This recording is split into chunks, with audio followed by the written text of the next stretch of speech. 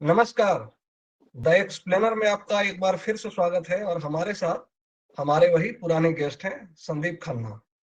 तो आज हम बड़े एक इंटरेस्टिंग टॉपिक पे बात करने जा रहे हैं, जिसे आज पढ़ के हमें भी काफी खुशी हुई, एक भारतीय के तौर पे काफी गर्व हुआ। और ये जानना एक आपके लिए एक ऑडियंस के तौर पे भी बहुत आवश्यकता है कि हमारे देश ने पिछले 10 सालों में कितनी तरक्की की है और ये कितनी बड़ी अचीवमेंट है। तो मैं आपको और ज्यादा नहीं उलझाऊंगा, आपको हम सीधे कम टू द पॉइंट आते हैं। वो है, आज मैंने ये खबर पढ़ी कि French army Pinaka multi barrel rocket, जो रॉकेट लॉन्चर सिस्टम है, उसको इवैल्यूएट कर रही है खरीदने के लिए। ये हमारे देश के लिए एक काफी बड़ा अचीवमेंट है, ये गर्व की बात है। वो खरीदती है या फाइनल डील होता है या नहीं होता है, ये अपने आप में एक दूसरी बात है। लेकिन फ्रेंच आर्मी जैसी जो एक डेवलप्ड कंट्री है, जिसकी अपनी टेक्नोलॉजी काफी ज्यादा रिच है, वो अगर हमारे देश के एक रॉकेट सिस्टम को खरीदने के लिए रुचि दिखा रही है, और सिर्फ फ्रेंच ही क्या, अभी तो आर्मेनिया ने भी इसको खरीदा है और डील भी साइन किया है। तो संदीप खन्ना जी बताइए कि ये है क्या, इसके बारे में थोड़ा हमें विस्तार से बताइए। और ये जो खबर है भारत के लिहाज से क्यों महत्वपूर्ण है? जी धन्यवाद। तो जैसा कि आपने बैकग्राउंड बिल्कुल ठीक दिया, हमारे इंडियन आर्मी के पास एक सिस्टम है जिसे Pinaka multiple barrel rocket launcher system कहते हैं। ये सिस्टम देश में निर्मित, देश में विकसित सिस्टम है और इसको लगभग 20 साल हो चुके हैं डेवलप हुए। सबसे पहले इसका इस्तेमाल कारगिल वॉर में हुआ था। इस सिस्टम के अंदर आपके पास 12 ट्यूब्स है और 12 ट्यूब्स में से लगातार आप रॉकेट फायर कर सकते हैं। आप 72 रॉकेट फायर कर सकते हैं मुश्किल से 1 मिनट के अंदर। तो ये इसकी क्षमता है। एक एक रॉकेट का वजन 250 किलो होता है। तो आप लगा लीजिए कि 72 रॉकेट 250 किलो के अगर किसी एक जगह पर गिरते हैं तो वहां पर कितनी तबाही वो कर सकते हैं और किस किस तरह के जो टारगेट हैं उनको वो अटैक कर सकते हैं। तो इस सिस्टम की क्षमता ये है कि ये टैंक्स को टारगेट कर सकता है, ये पहाड़ पे बने बंकर्स को टारगेट कर सकता है, ये जो खुले में इन्फेंट्री है, या इसके अलावा जो भी ट्रेंचेस हैं, सभी तरह के मिलिट्री के जो इंस्टॉलेशन है उन सबको ये टारगेट कर सकता है। अब इसका इस्तेमाल कारगिल में हुआ था टाइगर हिल की लड़ाई में, जिसके अंदर के ऊपर एक बंकर बना हुआ था जिसको तबाह करने के लिए पिनाका मल्टीपल बैरल सिस्टम का लॉन्च पहली बार किया गया था। टीवी पे रिकॉर्ड भी हुआ था ये। और इस सिस्टम ने इतनी अच्छी इफेक्टिवनेस दिखाई कि इंडियन आर्मी ने फिर डिसाइड किया कि इसके और सिस्टम हम लेंगे और इसका आगे भी डेवलपमेंट होगा।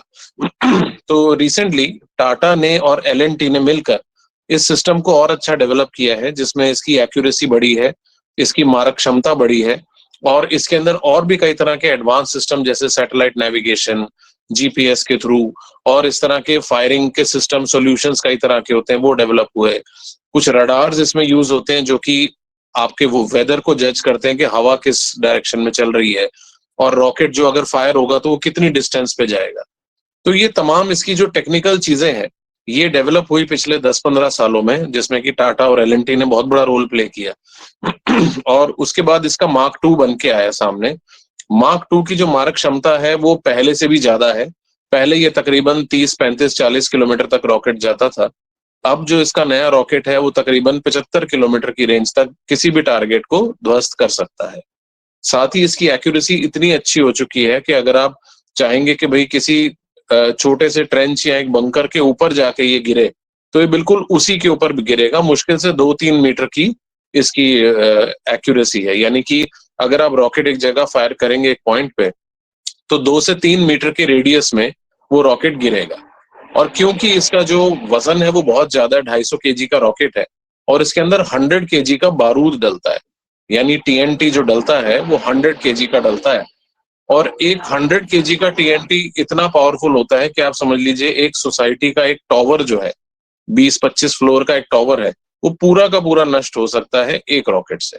तो इतनी जबरदस्त इसके अंदर एक्सप्लोसिव पावर होती है। तो अब जो रिसेंटली यूक्रेन वॉर में हमने देखा कि रशिया ने पहले मल्टीपल लॉन्च रॉकेट सिस्टम को यूज किया और उसके बाद फिर यूक्रेन ने भी ये अमेरिका से खरीदा।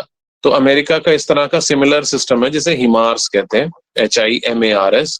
हालांकि हिमार्स इससे ज्यादा टेक्निकली एडवांस्ड है, लेकिन पिनाका का भी जो अगला वर्जन बन रहा है, जो लेटेस्ट वर्जन बन रहा है, वो हिमार्स के बराबर की कैपेबिलिटी रखेगा और 2027 तक वो वर्जन भी सामने आ जाएगा हमारे।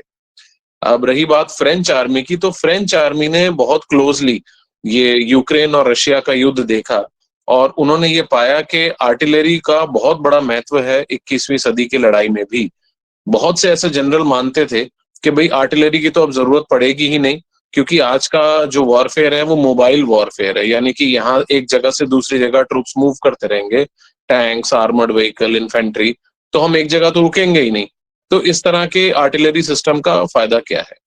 लेकिन रशिया यूक्रेन के वॉर ने ये बिल्कुल क्लियरली साबित कर दिया है कि हमारा अभी भी वॉरफेयर का सिस्टम मोबाइल से ज्यादा स्टेशनरी है, क्योंकि हमें अपनी डिफेंस लाइंस को बचा के रखना पड़ता है। जैसे अगर आपका बॉर्डर एक नदी के पास है, तो आपको अपने बॉर्डर को होल्ड करने के लिए ट्रेंचेस में सिपाहियों को वहां छुपा के तैनात करके रखना पड़ता है। और इसी तरह से आपके हेडक्वार्टर हैं, एमुनिशन प्रोडक्शन फैसिलिटी है, आपके स्टोरेज है, वेयर हाउसेज है, लॉजिस्टिक्स है, एयर बेसिस है, ऐसी तमाम चीजें हैं जो कि कभी हिलती ही नहीं है। मान लीजिए कि अभी जैसे यूक्रेन है, यूक्रेन ने हिमार्स का इस्तेमाल किया रशिया के एयर बेस पे अटैक करने के लिए, तो एयर बेस को तो कहीं लेकर जा नहीं सकते ना हम, वो वहीं रहेगा। तो इस वजह से इस सिस्टम की एक बहुत बड़ी जरूरत सामने आई है मॉडर्न डे वॉर को लेकर। ये इसका बैकग्राउंड है। बहुत आपने काफी कम टाइम में बहुत अच्छे से आपने इसको डिस्क्राइब किया। और मेरा इंटरेस्ट ये है कि करगिल के टाइम में ये पहली बार इसको जो रियल टाइम जो वॉर कंडीशंस है उसमें इसको टेस्ट किया गया था टाइगर हिल की लड़ाई में, और ये काफी इफेक्टिव साबित हुआ था। तो हम ये कह सकते हैं कि जो माउंटेन वॉरफेयर है, क्योंकि भारत की एक बहुत लंबी सीमा चाइना के साथ लगती है जो कंप्लीटली माउंटेनियस रीजन है। फिर पाकिस्तान में भी जो कश्मीर का पूरा जो इलाका है एक, वो भी एक माउंटेन रीजन है।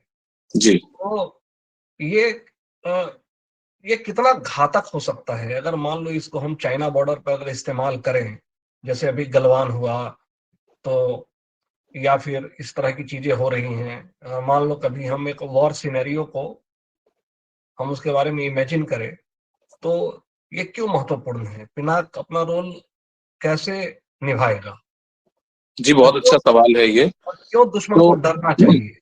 जी, बहुत अच्छा सवाल है ये। और पिनाका सिस्टम एक ऐसा सिस्टम है जो कि चाइनीज आर्मी को जहां पर वो छुपे हैं, जहां से वो छुप के हमला कर रहे हैं, वहां तक उनको मार कर सकता है। अब अगर चाइना की या पाकिस्तान की हम बात करते हैं माउंटेन वॉरफेयर में, तो एक चीज इस्तेमाल होती है जिसे कहते हैं रिवर्स स्लोप डिफेंस। यानी कि पहाड़ के सामने आप खड़े हैं, तो जो पहाड़ की आपको स्लोप दिखाई दे रही है, उस पे तो कोई भी आर्टिलरी का तोप फायर करके आप उसको ध्वस्त कर सकते हैं, वहां कोई पोजीशन हो। लेकिन आर्टिलरी जो है वो पीछे के स्लोप के पीछे वाली साइड पे नहीं जा सकती। यानी कि अगर सामने वाला दुश्मन आपका इस स्लोप के पीछे वाली स्लोप पे तैनात है, वहां उसने अपने हथियार छुपा रखे हैं, तोपे लगा रखी हैं, एमुनिशन लगा रखा है, तो आपका आर्टिलरी गन का राउंड जो है वहां पहुंच नहीं पाता, क्योंकि आर्टिलरी गन की कुछ ऐसी ट्रेजेक्टरी होती है कि उसकी थोड़ी सी फ्लैट ट्रेजेक्टरी हम जिसे कहते हैं वो होती है। वेरएज पिनाका एक ऐसा सिस्टम है जो बिल्कुल जैसे आप रॉकेट लॉन्च देखते हैं, वो बिल्कुल सीधा ऊपर जाता है और उसके बाद ऊपर से टर्न होके वो सीधा नीचे भी आता है इस तरह से। तो आप अगर एक पर्टिकुलर रेंज और एक पर्टिकुलर एंगल पे पिनाका को फायर करेंगे, तो चाइना के जो सिपाही हैं, जो उनके इंफ्रास्ट्रक्चर है, जो उन्होंने पहाड़ के पीछे वाली साइड पे छुपा रखा है, आप उसको भी पूरी तरह से ध्वस्त कर पाएंगे। तो ये एक बहुत बड़ा खतरा है चाइनीज आर्मी के लिए और पाकिस्तान आर्मी के लिए कि भाई अब आप कहीं पर भी सुरक्षित नहीं। ये सिस्टम जहां आप छुपोगे, जिधर भी बैठोगे, वहां आपको ये नष्ट कर देगा। यहां तक कि आप जमीन के नीचे भी अगर बंकर बनाओगे और ऊपर आप कंक्रीट भी लगा दोगे उसको कवर करने के लिए, तब भी इसका वॉरहेड इतना भारी है, 100 kg का वॉरहेड है कि आप अगर 3 मंजिला नीचे भी बिल्डिंग बना लोगे ना, बेसमेंट, तब भी वो उसको तबाह कर देगी। तो मतलब छुपने की कोई जगह नहीं है इसके सामने। हम्म। तो इसीलिए जो इसकी कैपेबिलिटी को देखते हुए जो है दुनिया में इसको लेकर के इंटरेस्ट बढ़ रहा है। तो इसमें प्राइसिंग का भी कोई रोल है क्या? क्योंकि जो हिमार्स है, जी जो निश्चित रूप से देखो टेक्निकली बहुत ज़्यादा एडवांस्ड होगा वो, जी इसमें कोई डाउट नहीं है, लेकिन पैसा भी मैटर करता है। जी अगर मान लो कि अगर एक सिस्टम है वो बहुत महँगा है, तो क्या फिलीपींस, अ, आपको वियतनाम, आर्मेनिया, इस तरह की कंट्रीज क्या इतने महंगे डिफेंस सिस्टम्स को अफोर्ड कर सकते हैं क्या? तो क्या यहीं पर भारत के लिए एक बड़ा बाजार नहीं खुलता है? क्योंकि जी, दुनिया बहुत में वाजिब सवाल आपका। बहुत जो ज्यादा अभी हम देखें तो हम्म, हर जगह युद्ध की स्थिति है। जी आपको लगभग वन जो 25% जो वर्ल्ड का पार्ट है उसमें कहीं ना कहीं किसी न किसी तरह के युद्ध हो ही रहे हैं। तो ऐसे में क्या ये मतलब भारत के लिए कितना बड़ा स्कोप है ये? बहुत बड़ा है। अगर कॉस्ट की हम बात करते हैं तो इसकी जो कीमत है वो कंपैरेबल अमेरिकन सिस्टम्स के मुकाबले एक छठी है। यानी कि अगर अमेरिकन सिस्टम 100 रुपए का आता है तो ये आपका लगभग 17 रुपए का आएगा। इतना फर्क है इसमें और अमेरिकन सिस्टम में, क्योंकि इसकी जो कॉस्ट लिखी गई है वो 60 मिलियन है एक रेजिमेंट की। एक रेजिमेंट में 18 लॉन्चर होते हैं और उसके साथ उसके रडार और सपोर्ट व्हीकल एक्सेट्रा सभी कुछ होते हैं। अमेरिका के सिर्फ 3 लॉन्चर $60 मिलियन के हैं, यानी 500 करोड़ के उनके 3 लॉन्चर है, वेरस हमारे 500 करोड़ के 18 लॉन्चर है। तो जितने में अमेरिका एक बैटरी देती है उतने में हम एक रेजिमेंट दे सकते हैं। यानी 6 गुना ज्यादा फायर पावर हम उतने ही पैसे में किसी भी देश को दे सकते हैं। तो इसीलिए कॉस्ट का एक बहुत मेजर एडवांटेज है हमारे सिस्टम के अंदर। तो क्या इसका जो है ये तो अपने आप में बहुत अच्छी बात है, और भारत के लिए भी, क्योंकि भारत की भी जो चुनौतियां हैं बहुत ज्यादा हैं आपको। तो भारत भी अपने आसपास हॉस्टाइल कंट्रीज से घिरा हुआ है। अब तो पहले बांग्लादेश की भी का भी जो बॉर्डर था वो भी एटलीस्ट हम मानते थे कि एक फ्रेंडली कंट्री है। अब तो वो भी नहीं रहा। तो अब तो जी एक तरह से कहें कि जो तीनों तरफ जो है हम दुश्मनों से घिरे हुए हैं।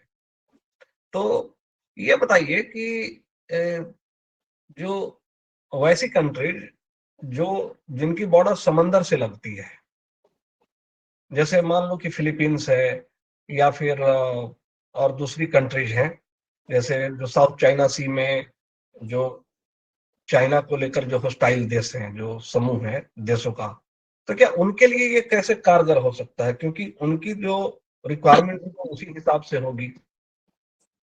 जी हाँ, बिल्कुल ठीक कहा आपने। हमारा देश बहुत सारे दुश्मनों से घिरा हुआ है और इसीलिए हमारी सरकार ने ये फैसला किया कि हम इसकी प्रोडक्शन बढ़ाएंगे। और हाल फिलहाल में सरकार ने एक ऑर्डर पास किया कि इसकी प्रोडक्शन अब 5,000 रॉकेट्स की पर ईयर होगी। तो जो ब्रिगेडियर है फ्रेंच आर्मी का, जिसका इंटरव्यू मैंने देखा, उस ब्रिगेडियर ने ये बोला कि भाई हमें इंडिया की प्रोडक्शन कैपेसिटी चाहिए। अब होने को तो वो फ्रेंच आर्मी सिस्टम खुद भी बना सकती है, वो अमेरिका से भी ले सकते हैं, लेकिन उनका सबसे बड़ा कंसर्न ये है कि जब हमें एमुनेशन की जरूरत होगी, जब हमें बहुत सारे असले की जरूरत होगी, तो क्या इतनी प्रोडक्शन कैपेसिटी कोई देश दे सकता है? तो उसका आंसर है कि हाँ, हिंदुस्तान इतनी प्रोडक्शन कैपेसिटी दे सकता है कि वो आपको 5,000 रॉकेट एक साल में दे पाएगा। तो ये अपने आप में एक बहुत बड़ा नंबर है और इसीलिए शायद फ्रेंच आर्मी इंडिया को इसके लिए एंगेज कर रही है। रही बात तटवर्ती क्षेत्रों की, जैसे फिलीपींस, इंडोनेशिया हो गया, इनकी ज्योग्राफी ऐसी है कि फिलीपींस के आसपास तकरीबन 1,000 छोटे-छोटे आइलैंड हैं, छोटे-बड़े।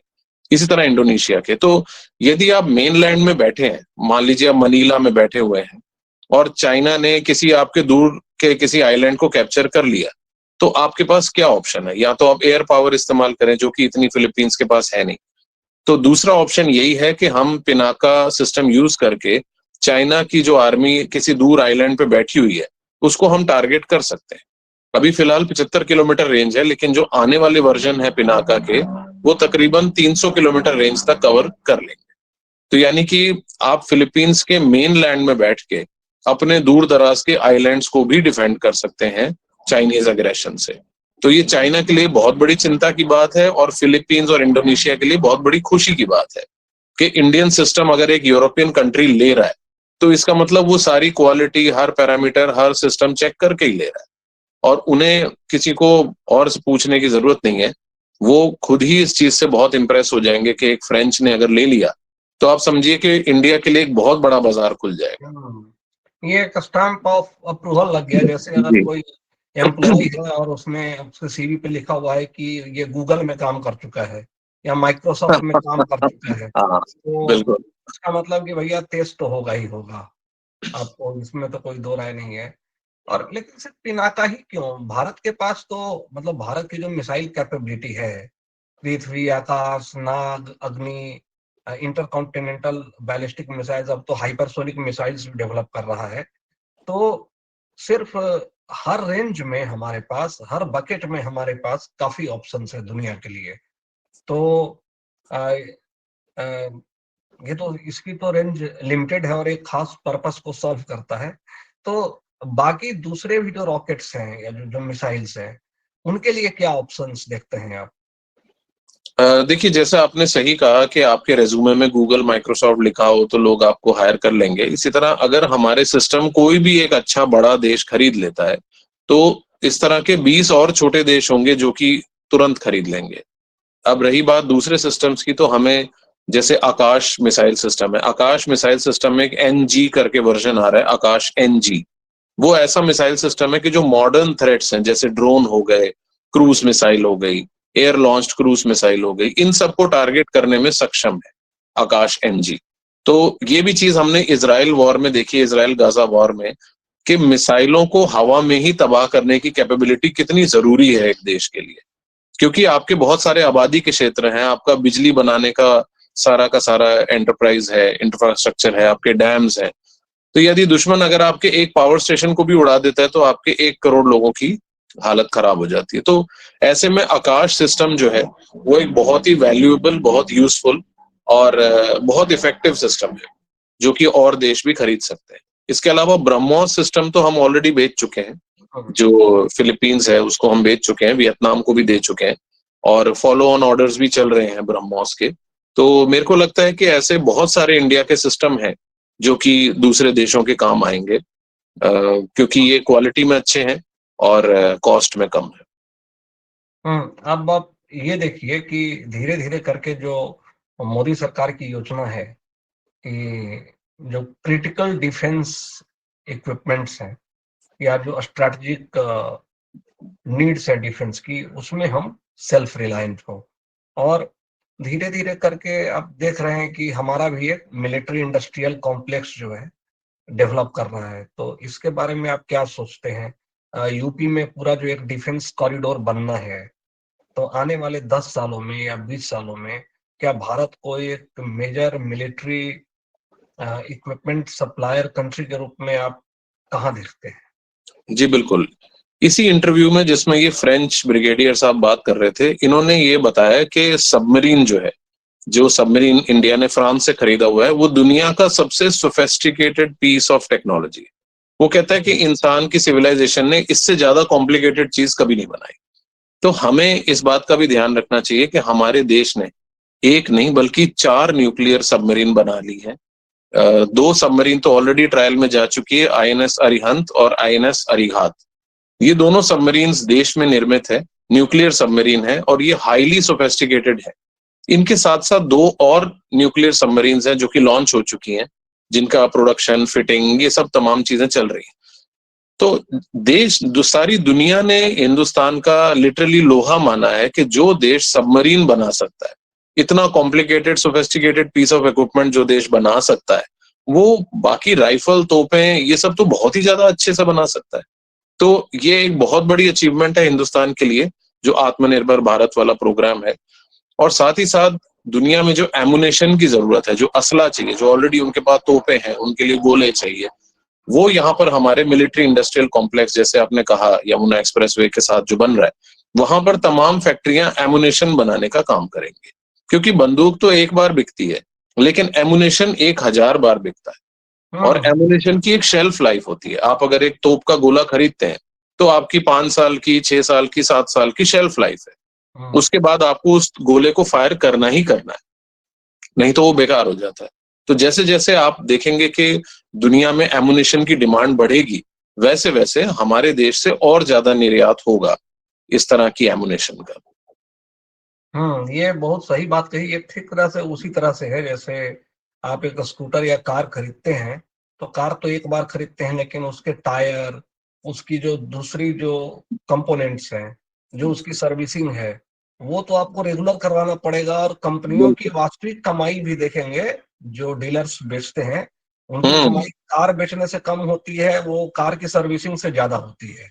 बिल्कुल सही तो फरमाया आपने। तो अ, इसलिए ये अपने आप में एक बड़ा जब मैंने ये खबर पढ़ी तो मुझे लगा कि इस पर चर्चा होनी चाहिए। और तो दोस्तों, अ, आपने देखा कि ये जो खबर है हमारे लिए कितनी महत्वपूर्ण है। और ऐसी कोई भी खबर जो हमारे हिंदुस्तान के लिए बहुत जरूरी है, जो नेशनल इंटरेस्ट में बहुत जरूरी है, तो उसकी बारीकियों के बारे में थोड़ा बहुत जानना समझना बहुत आवश्यक है। जहां तक मेरे नॉलेज की बात है, तो मुझे डिफेंस के बारे में मेरी नॉलेज जरा सीमित ही है।